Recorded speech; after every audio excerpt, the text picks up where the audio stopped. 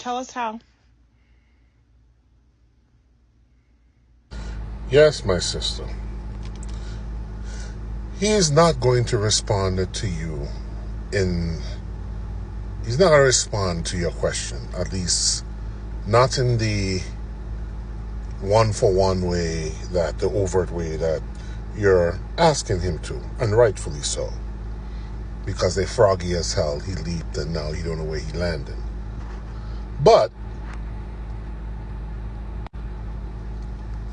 I think in his own way, and he doesn't even realize that he has actually said how President Obama has betrayed the country.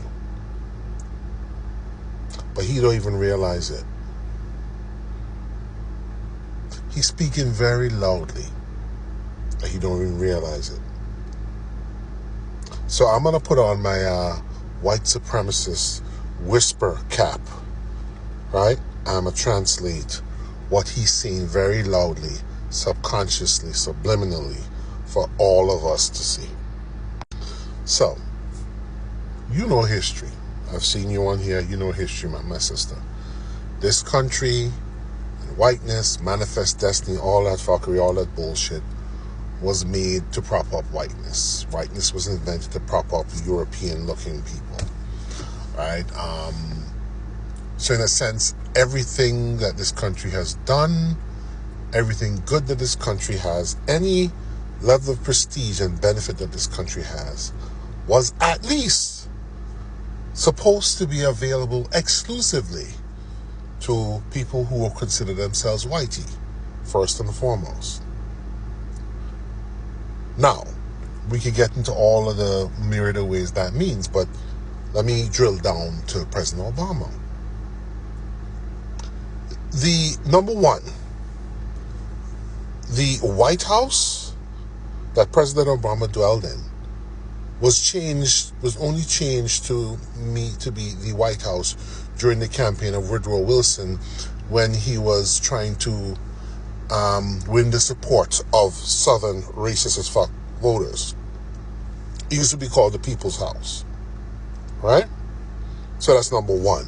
And naming it the White House means it's for whitey people. The White House is supposed to be occupied by whitey people. That's first clue when he's talking about President Obama betrayed it. Secondly, even we've long said, our parents, grandparents says, oh, when we think we ever have a black president, they always say, no, they never have a black president.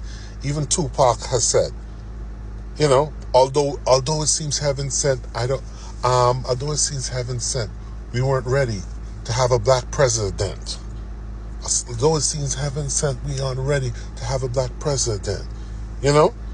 And then Nas later used a sample of Tupac's song saying, yes, we can change the world. But anyway, I digress. Sorry, I'm a hip-hop head, man. Sorry, gotta do it. So, you put the fact that they call it the White House, meaning for white people, and the presidency, which is the highest office in the land. It implies, if you're in a whitey supremacist country that this country is, it implies that the highest office in the land is supposed to be only occupied by whitey people.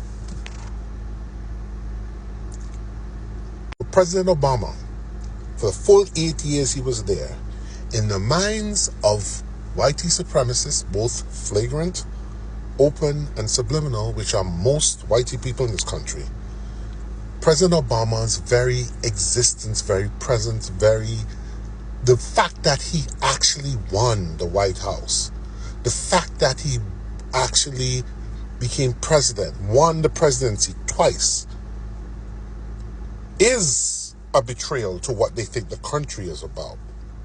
President Obama's blackness, the fact that he had a black family, and an unapologetically black family, an unambiguously black family, a black and cultured family. No Oreos here in the White House during President Obama's time. The mere fact that they existed, the mere fact that they won, in a sense, is a betrayal to the country in the minds of whitey supremacists, like poor little Mook Mook who's commenting there. So yeah, this is what that is. His existence, the fact that he actually was the 44th president of the United States, is a betrayal to what whitey supremacists think the country is about. Because black people were never meant to live in the White House, and black people were never meant to hold the office of President of the United States in the mind of whitey supremacists. And that's my honest translation of the subliminal, racist as fuck buglehorn that this comment is saying. The message this comment is saying. As usual, my sister, I enjoy your content. Keep on giving them hell. That's my little contribution to you.